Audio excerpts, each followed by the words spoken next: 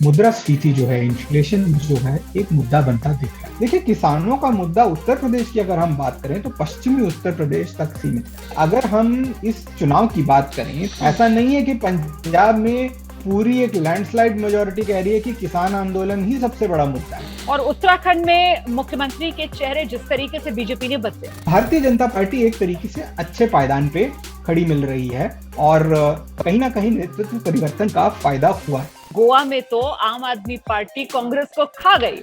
आम आदमी पार्टी का बहुत ही दिलचस्प किस्सा है। 2 राज्य हैं, गोवा और उत्तराखंड, जहां पर वो जिसे कह सकते हैं डबल डिजिट से ज्यादा वोट शेयर लेते हुए दिखाई दे रहे हैं।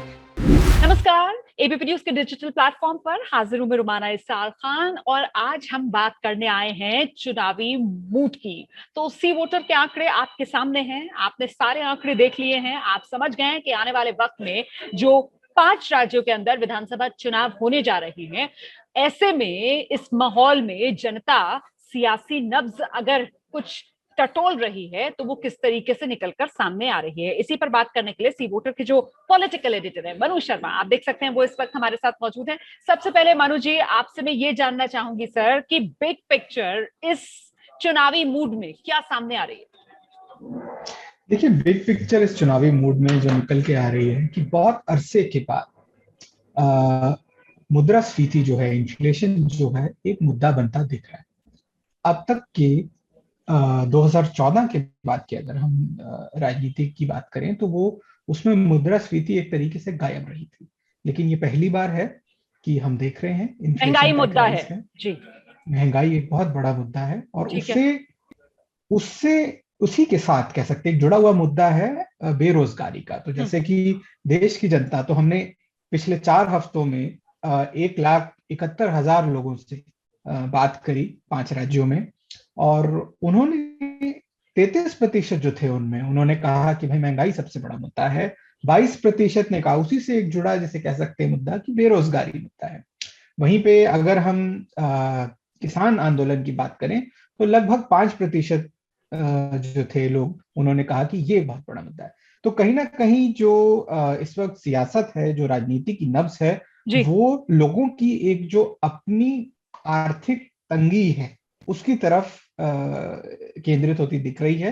लेकिन फिर भी अगर हम 5 राज्यों की बात करें तो भारतीय जनता पार्टी जो है उनमें से 3 में सीधे सीधे सरकार बनाती दिख रही है। उत्तराखंड, उत्तर प्रदेश और गोवा में।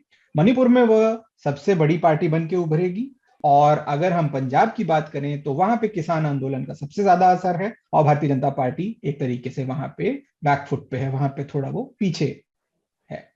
तो ये बड़ी तस्वीर जो अभी तक सियासी तौर पर उभर कर आ रही है वो ये कि 5 राज्य जहां विधानसभा चुनाव होने हैं, जिनमें 4 में बीजेपी का शासन है, ऐसे में 3 राज्यों के अंदर बीजेपी वापसी करती हुई अभी भी नजर आ रही है। मणिपुर में मामला अटका हुआ नजर आ रहा है, बीजेपी सबसे बड़े दल के तौर पर उभर रही है। वहीं अगर पंजाब की बात की जाए तो पंजाब में सत्ता में कांग्रेस है, लेकिन कांग्रेस को बराबरी की टक्कर आम आदमी पार्टी पंजाब में देती हुई नजर आ रही है। मनु जी, देखिए, अगर हम चुनाव हमारे जो पोल्स हैं उनके पिछले राउंड की बात करें तो वहां पर आम आदमी पार्टी की एक बहुत बड़ी बढ़त दिखाई दे रही थी। कहीं ना कहीं वो सत्ता के बेहद नजदीक, या सत्ता एक जिसे कह सकते हैं सामान्य मेजॉरिटी लेते हुए दिख रहे थे। लेकिन अभी क्या हो रहा है कि आम आदमी पार्टी जो है उन्होंने अपना कोई नेतृत्व वहां पे नहीं उसका नाम लिया है किसी लीडर, और वहीं पे कांग्रेस ने जो है एंटी इनकम्बेंसी को कम करते हुए अपनी लीडरशिप बदल दी है। तो जो वहां के इस वक्त कांग्रेस सीएम है चरणजीत सिंह चन्नी,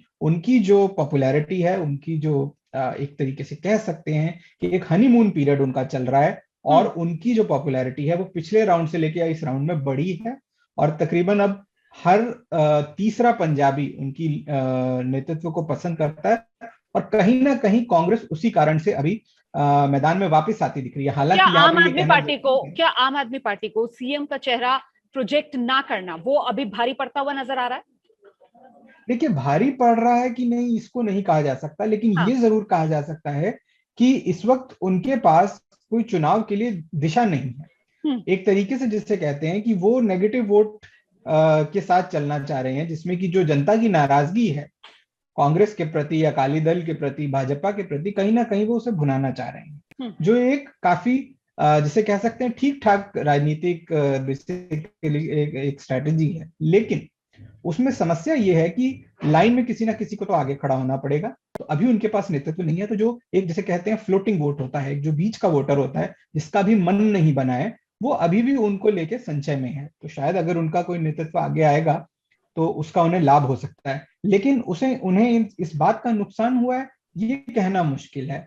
इसको इस तरीके से कहना होगा जी कि जो कांग्रेस ने किया है उससे उनकी स्थिति थोड़ी मजबूत हुई है, ठीक है। और उस वजह से ये मामला अब बहुत करीबी हो चुका है। ठीक है, तो हालांकि आम आदमी चरणजीत सिंह पार्टी चन्नी जो हल्की चेहरा सी बदला बढ़त लेके कांग्रेस फिर पार्टी भी ने आगे है। पंजाब के अंदर सत्ता का, उसमें हम देख रहे हैं कि ग्राफ बढ़ता हुआ नजर आ रहा है चरणजीत सिंह चन्नी का। लेकिन वहीं दूसरी तरफ कैप्टन अमरिंदर जी सिंह वो अपनी अलग पार्टी बनाने का औपचारिक तौर पर अब ऐलान कर चुके हैं। क्या इसका कांग्रेस पार्टी को नुकसान हो सकता है पंजाब में?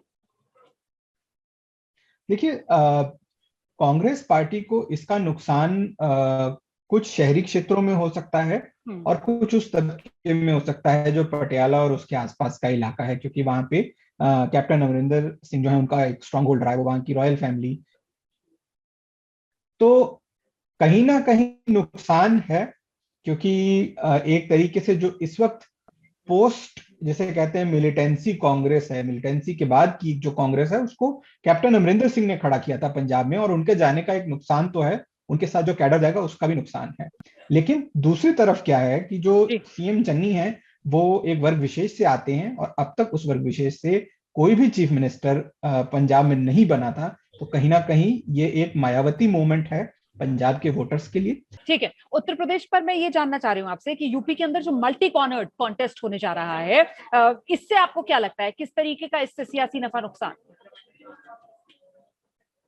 देखिए, जो हमारा सर्वेक्षण कह रहा है कि अभी इस वक्त मल्टी कॉर्नर एक कॉन्टेस्ट है, वो पेपर पे है। जो मुख्य लड़ाई है इस वक्त वो हो चुकी है भाजपा बनाम समाजवादी पार्टी। ओके। तो अब उसमें क्या बात आ रही है कि समाजवादी पार्टी जो है वो एक रेनबो सोशल कोalition का निर्माण नहीं कर पा रही है। भारतीय जनता पार्टी के पास जो अपना वोट शेयर 2017 के इलेक्शन में था वो उसको लगभग बरकरार रख रहे हैं, यानी 41% के आसपास का वोट शेयर जो उन्हें तब मिला था वही वो ले रहे हैं।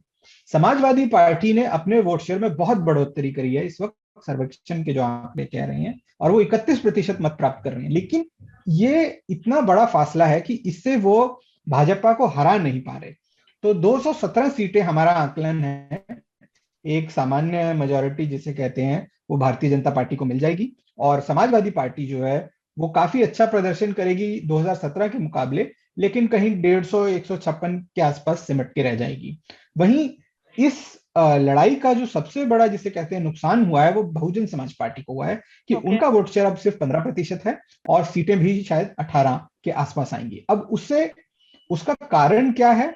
उसका कारण ये है कि कहीं ना कहीं जो एक जिसे कह सकते हैं कि एक एक सामाजिक तबकों के बीच में एक कंसेंसस का निर्माण होता है वो कहीं ना कहीं नहीं हो पा रहा है, और उसमें जो भारतीय जनता पार्टी के खिलाफ का जो वोटर है वो ये देख रहा है कि भाई इन दोनों में से सबसे मजबूत धड़ा कौन सा है। तो अभी उनके आंकलन में क्योंकि वो समाजवादी पार्टी लग रही है, तो ज्यादातर जो विपक्षी वोट है उनकी तरफ केंद्रित होने की कोशिश कर रहा है, और उसका नुकसान भी बीएसपी को हो रहा है। ठीक है, तो आप ये कह रहे हैं कि साहब समझना इस बात को होगा कि भले ही देखने में लग रहा है कि साहब उत्तर प्रदेश के अंदर सक्रिय तो प्रियंका गांधी भी बहुत नजर आ रही है, मायावती की तरफ से भी बहुत जोर लगाया जा रहा है, लेकिन जो वोटर है उसके मन में या तो सत्ता पक्ष के साथ मतलब बीजेपी के साथ, या फिर बीजेपी को सत्ता से हटाना है। तो ऐसे में जो सबसे मजबूत विकल्प उसको दिख रहा है इस वक्त वो समाजवादी पार्टी, और उत्तर प्रदेश की लड़ाई बीजेपी वर्सेस एसपी की आप कह रहे हैं इस वक्त नजर आ रही है। तो क्या माना जाए फिर, मतलब इसका तो ये हुआ कि प्रियंका का जादू जादू भी नहीं जी चल रहा है उत्तर प्रदेश में, मायावती भी इस रेस से बाहर नजर आ रही है, ये कह रहे हैं आप? जी, देखिए, प्रियंका गांधी जी थोड़ा सा जिसे कह सकते हैं कि कांग्रेस की पॉपुलैरिटी और वोट शेयर में बढ़ोतरी करती दिख रही हैं, लेकिन फिर भी जो कांग्रेस का वोट शेयर है वो सिंगल डिजिट के पार जाता नहीं दिख रहा, पहली बात। दूसरी चीज क्या है कि अगर हम इस चुनाव की बात करें तो इस चुनाव में जो समाजवादी पार्टी की जो लड़ाई है वो सीमित है पश्चिमी उत्तर प्रदेश तक। पश्चिमी उत्तर प्रदेश में जो है वो कहीं ना कहीं बराबरी करते दिख रहे हैं भारतीय जनता पार्टी की। लेकिन उसके अलावा अगर अवध की बात करें, बुंदेलखंड या पूर्वांचल की बात करें, तो सब जगह जो है भारतीय जनता पार्टी एक निर्णायक बढ़त के साथ आगे है। तो उस स्थिति में अगर हम बात करें तो जो कांग्रेस है, कांग्रेस जहां पे वोट पाना चाह रही है, वहां पे भारतीय जनता पार्टी पहले से ही एक निर्णायक बढ़त के साथ आगे है। और जहां कहीं पर भी ऑपोजिशन जो है वो थोड़ी सी अच्छी स्थिति में है, वो वोट जो है समाजवादी पार्टी की तरफ जा रहा है। तो कहीं ना कहीं एक जिसे कहते हैं पॉलिटिकल स्पेस जो है, वो बीएसपी और कांग्रेस के लिए, दोनों के लिए थोड़ी कम होती कम होती हुई नजर आ रही है। ठीक है, अच्छा, अभी जब हम पंजाब की बात कर रहे थे तो वहां पर किसानों का मुद्दा जो है वो एक बड़ा मुद्दा है लोगों के बीच। उत्तर प्रदेश की अगर बात की जाए, यहाँ हमने पिछले महीने अक्टूबर में लखीमपुर हिंसा देखी, लखीमपुर कांड देखा, उसके बाद किसानों का मुद्दा उत्तर प्रदेश में। देखिए, किसानों का मुद्दा उत्तर प्रदेश की अगर हम बात करें तो पश्चिमी उत्तर प्रदेश तक सीमित है। अगर हम बाकी के जितने भी विभिन्न इसमें रीजन्स हैं उत्तर प्रदेश के, उनकी बात करें तो वहां पर ऐसा कुछ नहीं देखने को मिला कि जो गुस्सा शायद हरियाणा में या पंजाब में या पश्चिमी उत्तर प्रदेश में देखने को मिला। बल्कि मैं तो यहां भी कहना चाहूंगा कि अगर पंजाब में भी अगर आप बात करेंगे तो एक बहुत बड़ा स्प्लिट है पंजाब में भी, कि तकरीबन तकरीबन जितने लोग बोल रहे हैं कि बेरोजगारी बड़ा मुद्दा है, उतने ही लोग बोल रहे हैं कि भाई किसान आंदोलन बड़ा मुद्दा है। ऐसा नहीं है कि पंजाब में पूरी एक लैंडस्लाइड मेजोरिटी कह रही है कि किसान आंदोलन ही सबसे बड़ा मुद्दा है। तो कहीं ना कहीं जब पंजाब में ये हाल है तो उत्तर प्रदेश में हम खुद ही सोच सकते हैं कि पश्चिमी उत्तर प्रदेश के बाहर ये शायद मुद्दा उतना बड़ा नहीं है। और अगर पांचों राज्यों में मिलाकर देखें तो सिर्फ 5% लोग ही बोल रहे हैं कि ये सबसे बड़ा मुद्दा है। और योगी की पॉपुलैरिटी वो बीजेपी को बढ़त दिलाती हुई नजर आ रही है, क्योंकि यहाँ जो पॉपुलैरिटी के आंकड़े हैं उसमें सबसे आगे मुख्यमंत्री योगी आदित्यनाथ ही हैं। देखिए, बिल्कुल हैं। और वो अपने सबसे जो करीबी प्रतिद्वंदी हैं, समाजवादी पार्टी के नेता अखिलेश यादव, उनसे 9% की बढ़त पे आ गए हैं। तो 41% यूपी की जनता जो है योगी आदित्यनाथ को पसंद करती है, वहीं 32% जो है वो अखिलेश यादव को अगला मुख्यमंत्री देखना चाहते हैं। अब उत्तराखंड की बात करते हैं, और उत्तराखंड में मुख्यमंत्री के चेहरे जिस तरीके से बीजेपी ने बदले, अब ऐसा लग रहा है जैसे जैसे चुनाव नजदीक आ रहा है कि वो पे कर रहा है बीजेपी को क्या? जी देखिए, यहाँ पर भी एक कुछ ना कुछ पंजाब की जैसा हाल देख रहे हैं कि जब पुष्कर सिंह धामी आए तो हमारे पिछले जो राउंड थे उसमें वो शायद उतना अच्छा करते नहीं दिख रहे थे, पर अब उन्होंने जो है मामला बहुत करीबी कर लिया है अपने मुख्य प्रतिद्वंदी जो हैं रावत जी कांग्रेस की। अब कैसे कि जो अगर उत्तराखंड की बात करें तो हरीश रावत जो है वो तकरीबन 32% वोटर्स की पहली पसंद है। वहीं अब पुष्कर सिंह धामी जो है वो 28% लोगों की पसंद हो गए। इसी में अगर हम जोड़ दें कि जो एक भाजपा के एक और नेता हैं अनिल बलूनी जी, जिनकी 18% लोगों ने मांग उठाई, जो उनको देखना चाहते हैं मुख्यमंत्री के तौर पे, तो भारतीय जनता पार्टी एक तरीके से अच्छे पायदान पे खड़ी मिल रही है और कहीं ना कहीं नेतृत्व परिवर्तन का फायदा हुआ है। ठीक है, आम आदमी पार्टी वो कितनी असरदार नजर आ रही है? देखिए, आम आदमी पार्टी का बहुत ही दिलचस्प किस्सा है। 2 राज्य हैं, गोवा और उत्तराखंड, जहां पर वो जिसे कह सकते हैं डबल डिजिट से ज्यादा वोट शेयर लेते हुए दिखाई दे रहे हैं। यहां तक कि गोवा में तो जो आम आदमी पार्टी है उसका वोट शेयर इस वक्त कांग्रेस से भी ज्यादा है प्रोजेक्टेड। तकरीबन तकरीबन 1/4 वोट जो है गोवा में वो आम आदमी पार्टी जीतती दिखाई दे रही है। और उत्तराखंड में जो है 12% वोट जो है लेकर आम आदमी पार्टी इस वक्त काफी काफी अच्छा प्रदर्शन कर रही है अपने डेब्यू में। बिल्कुल, मेरे ख्याल से उत्तराखंड के संदर्भ में अगर हम बोलें तो आम आदमी पार्टी कांग्रेस को हराने में यहाँ पर भूमिका ज्यादा निभाती हुई नजर आ रही है, शायद ये कहना सही होगा। देखिए, अब उसमें देखिए दोनों तरीके के कयास लगाए जा सकते हैं कि भाई हराने में कर रही है कि नहीं, लेकिन एक तथ्य तो जरूर है कि एंटी इनकम्बेंसी राज्य सरकार के खिलाफ है। और अभी अगर हम देखें तो और भी ज्यादा थी शायद पिछले कुछ महीनों में। लेकिन 2 फैक्टर हैं, एक सीएम बदले गए, उससे नाराजगी कुछ कम हुई। दूसरा, जो नाराज वोट है वो कहीं ना कहीं कांग्रेस को एक विकल्प के तौर पे नहीं देख रहा, तो वो कहां जाएगा। तो बिल्कुल। उनको एक विकल्प मिल रहा इसीलिए है। मैंने ये बात कही, क्योंकि यहाँ पर आप देखिए ना, जी वोट परसेंटेज के अंदर तो आप देख पा रहे हैं किस तरीके से करीब 12% के आसपास आम आदमी पार्टी वोट परसेंटेज में नजर आ रही है, लेकिन अगर सीटों में उसको कन्वर्ट करके देखें जी तो फिर बिल्कुल। कुछ खुद कमाल अपने बेसिस पर आम आदमी पार्टी करती हुई नहीं नजर आ रही है। जो प्रोजेक्शन नजर आ रहा है उसमें 0 से लेकर 2 सीट तक आम आदमी पार्टी के खाते में जाती हुई नजर आ रही है। इसीलिए उत्तराखंड में आम आदमी पार्टी के लिए अपने लिए कुछ नहीं है, कांग्रेस का खेल बिगाड़ती हुई आम आदमी पार्टी यहाँ ज्यादा नजर आती है। लेकिन अगर गोवा की बात की जाए तो फिर गोवा में तो आम आदमी पार्टी कांग्रेस को खा गई, कांग्रेस के लिए जगह ही नहीं जी छोड़ी आम आदमी पार्टी। जी, कांग्रेस का बहुत भारी नुकसान गोवा में आम आदमी पार्टी करती हुई दिख रही है। वहां पर शायद सीटें भी वो कांग्रेस से ज्यादा ले जाएगी, वोट शेयर तो वो कांग्रेस से ज्यादा ले जा ही रही है। और इसी के साथ साथ जो है, उन्होंने वहां पर कहीं ना कहीं हम देख रहे हैं कि अब वो मुख्य विपक्ष बन जाएंगे। तो ये बहुत ही एक जबरदस्त जिसे कह सकते हैं प्रदर्शन होगा एक ऐसे राज्य में जो बहुत ही पढ़ा लिखा और विकसित माना जाता है। तो और इसको इस संदर्भ में देखा जाए कि दिल्ली के बाद ये दूसरा छोटा राज्य होगा जिसमें एक हाई पर कैपिटा इनकम है, डेवलपमेंट है, लिटरेसी है, जहां पर आम आदमी पार्टी जो है वो पकड़ बनाती हुई दिखाई दे रही है। देखिए, गोवा में अगर हम बात करें वो वोट प्रतिशत की, तो भारतीय जनता पार्टी का मत प्रतिशत इस वक्त 36% है हमारे हिसाब से, जो एक सिंपल मेजोरिटी उनको दे देगा कि शायद 21 सीटें आ जाएंगी 40 में से। कांग्रेस का मत प्रतिशत 18% रह गया है, जो शायद 4 सीटों में उनको मदद करेगा, उससे ज्यादा इस वक्त उनकी आती नहीं दिखाई दे रही। वहीं पे आम आदमी पार्टी जो है वो 5 सीटें लेके जा रही है, और बाकी जो है वो अन्य के खाते जाएंगे। अब इसमें जो सबसे एक जिसे कह सकते हैं महत्वपूर्ण बात है, वो ये है कि आम आदमी पार्टी का जो अस्तित्व है गोवा में, वो बहुत पुराना नहीं है जिसे कहें। और उसके साथ में कांग्रेस जो है वो पिछले चुनाव में अपनी एक सरकार बनाते बनाते रह गई थी। बिल्कुल। तो कहीं ना कहीं कांग्रेस को उस मौके को चूक जाने की कोई सिंपथी नहीं दिखाई दे रही लोगों में। लोग क्योंकि वो मौका चूक गए तो उन्होंने कहा कोई बात नहीं, ठीक है। और इसी के साथ जो है, एक ऐसी पार्टी जिसका कोई अस्तित्व नहीं था, लोग शायद उसको ज्यादा ट्रस्ट करने को तैयार हैं कांग्रेस के मुकाबले। तो राष्ट्रव्यापी तौर पे देखें, पंजाब छोड़ के कांग्रेस के ऊपर एक ट्रस्ट डेफिसिट की प्रॉब्लम आ रही है। कहीं ना कहीं लोग उनको एक बहुत ही जिसे कह सकते हैं ठोस विकल्प नहीं मान रहे हैं। अगर नाराजगी भी है भारतीय जनता पार्टी के खिलाफ या किसी और ने पार्टी के खिलाफ, उसका फायदा सीधा सीधा कांग्रेस को नहीं होता दिख रहा है। मणिपुर में सबसे बड़े दल के तौर पर तो बीजेपी उभर कर सामने आ रही है, लेकिन सरकार में वापसी हो पाएगी या नहीं, इसे लेकर असमंजस, उसका कारण?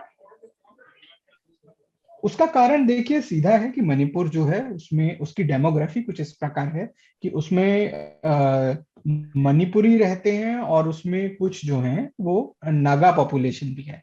तो जो एनपीएफ है वो एक तरीके से किंग मेकर का रोल लेके बन रही है। वो तीसरा धड़ा है, वो तकरीबन 6 सीटें जीतेंगे, और वो जिसकी तरफ जाएंगे शायद सरकार उसी की बन जाएगी। अब इसमें देखने वाली बात यह होगी कि कांग्रेस जो है वो भारतीय जनता पार्टी के कितना करीब आती है, क्योंकि भारतीय जनता पार्टी इस वक्त बहुमत के बहुत करीब है। अब वो बहुमत से थोड़ा ही पीछे हैं। तो अगर उनका प्रदर्शन वैसा ही रहता है तो शायद वो सरकार किसी तरह बना जाएंगे। लेकिन अगर कांग्रेस का आंकड़ा भी उनके बहुत आसपास आया तो कांग्रेस की सरकार का चांस हो सकता है। लेकिन इस वक्त अगर हम एडवांटेज बोलें तो शायद बीजेपी का है, क्योंकि वो सिंगल लार्जेस्ट पार्टी बन के उभरेंगे। ठीक है मनु जी, चलते चलते मुझे लगता है कि क्योंकि ये जो हम चुनावी मूड है जब से हमने स्टार्ट किया है इन 5 राज्यों के विधानसभा चुनाव से पहले, ये तीसरी कड़ी है जो आज हम लेकर आए हैं दर्शकों के लिए। तो अभी तक पहली दूसरी के मुकाबले ये आज जो तीसरी कड़ी आई है, इसमें कोई ट्रेंड जो अभी तक समझ में आ रहा है, या अभी और वक्त देने की जरूरत है, अभी कोई ट्रेंड समझ में नहीं आ रहा है? देखिए, ट्रेंड सबसे बड़ा वही है कि एक महंगाई जो है वो एक मुद्दा बनने लगा है। अब ठीक है। सवाल यह है कि चुनाव चुनाव का दिन आते आते क्या ये मुद्दा बहुत बड़ा बन जाएगा, या यहां से इसका रोल बैक शुरू होगा, ये देखने वाली बात होगी, और बहुत कुछ इस पर निर्भर करेगा। उसके अलावा अगर हम बोलें कि महंगाई के अलावा भारतीय जनता पार्टी की जो केंद्र सरकार है, जो राज्य की सरकारें हैं, उनके खिलाफ जो एंटी इनकम्बेंसी है उसका माहौल उतना बड़ा नहीं है, और वो उस पर काबू पा सकते हैं। लेकिन इसमें सबसे बड़ा जिसे कह सकते हैं एक टर्म एंड कंडीशन जिसे बोला जाता है, वो महंगाई है। अगर लेकिन महंगाई महंगाई यहाँ को से लेकर आप बार बार जो बात रख रहे हैं, हमको जी नहीं भूलना चाहिए कि अभी पिछले महीने मतलब में ही सरकार की तरफ से जो बड़ा फैसला लिया गया है वो एक्साइज ड्यूटी घटाई गई है और उसका असर जी अल्टीमेटली अब धीरे धीरे देखने के लिए मिलेगा। तो ऐसे में महंगाई का मुद्दा यहाँ से बढ़ेगा या फिर ये नाराजगी कम होती चली जाएगी? आप ये कह रहे हैं कि इस पर नजर बनाकर रखिए, क्योंकि ये इस बार आने वाले विधानसभा चुनाव में एक क्रूशियल फैक्टर हो सकता है। बहुत बहुत धन्यवाद मनु शर्मा जी, एबीपी न्यूज के डिजिटल प्लेटफॉर्म के लिए वक्त निकालने के लिए। छोटे से ब्रेक के लिए यहाँ पर रुक रहे हैं। एबीपी न्यूज पर खबरों का सिलसिला लगातार जारी है। Thank you so much sir.